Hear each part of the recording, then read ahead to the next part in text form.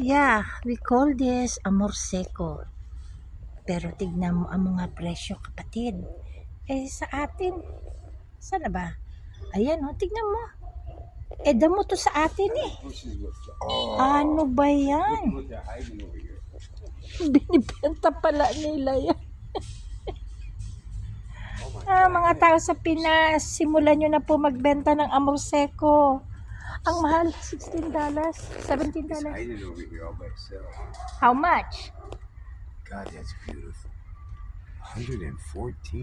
$114 for that? Grabe naman. Colorado blue spruce. That mapagbiro sila. If you had that in your yard, you could decorate that every year. This is what you don't like, Han. This buds. What is this? Flower or what? No. That's just the tips. The tips, no. You said yes. This is beautiful. $22 for that. Meron ako niyan sa bahay ko. I'm allergic to this. Naghahanap ako kasi ng aloe vera or the snake plants.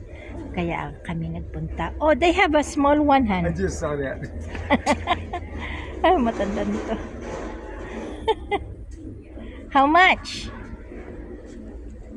$15. Yeah, that's a better deal. Oh, that is a better deal. Is it pretty? Huh? It's so pretty, huh? It is.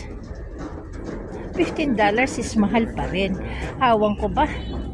Sometimes hindi ko mapigilan ang mag-convert right away. Diba? Nag-iugali ko na eh. Pero look at this. Ang ganda ng bulaklak nila. Ayan. Wala akong makitang aloe vera or snake plants. Natawa talaga ako dun sa amor seco. $17. Pasaway. What? When this is mature, it's only 3 to 4 feet high. 3 to 4 feet high? Yeah.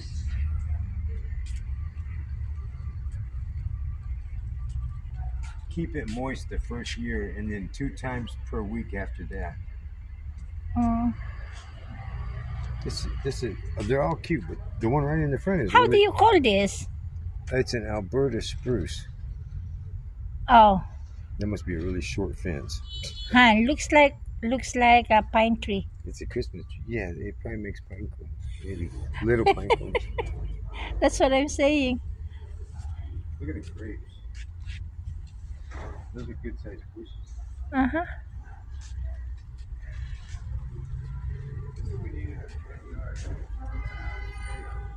Which one?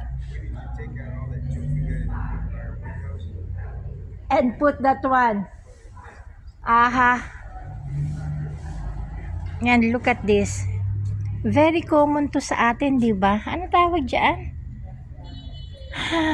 San Francisco, am I right?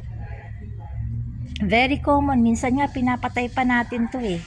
But take a look at the price. $20. Pasaway kayo. Talaga lang, ha? Naghahanap po ko talaga. Oh, nakakita rin ako. Nakita ko rin. So, ito. Oh my God, this is... I want this. How do you call this? $25? Kind of a medicinal kind of thing. The snake plants. And now That's what I'm looking for. Because I bought one for the living room. And Okay. they did.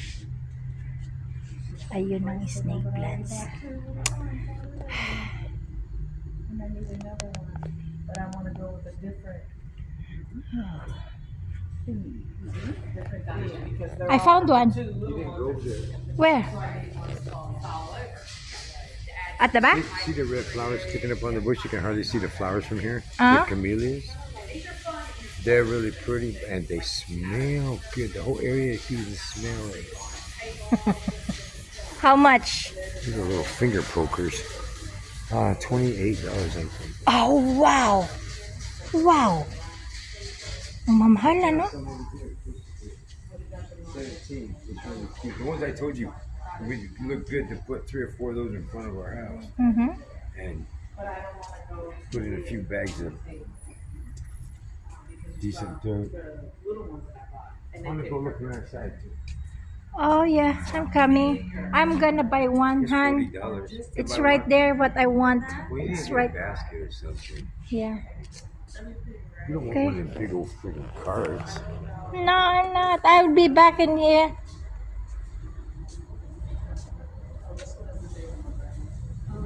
Nakita ko rin ang gusto ko. Kaya lang walang sabila. Sabi nila in Spanish, it's sabila. Ano po ang hanap ko?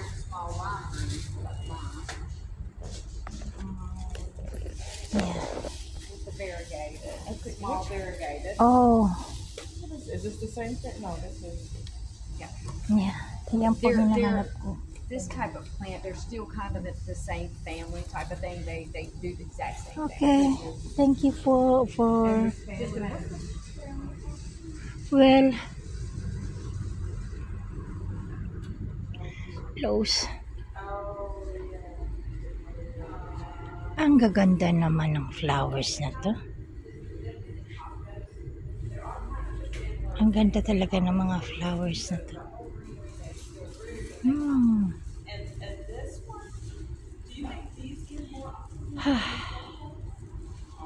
Kailan pag winter time kasi, ang hirap mag-alaga. Ang hirap po mag-alaga ng flowers pag winter time. Kasi namamatay siya. Namamatay.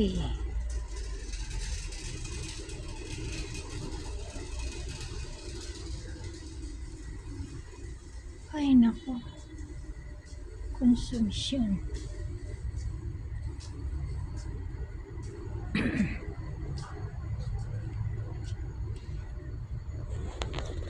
Unlike dyan sa atin, may tubig lang. Maganda kasi yung weather natin. Perfect ang weather natin for planting.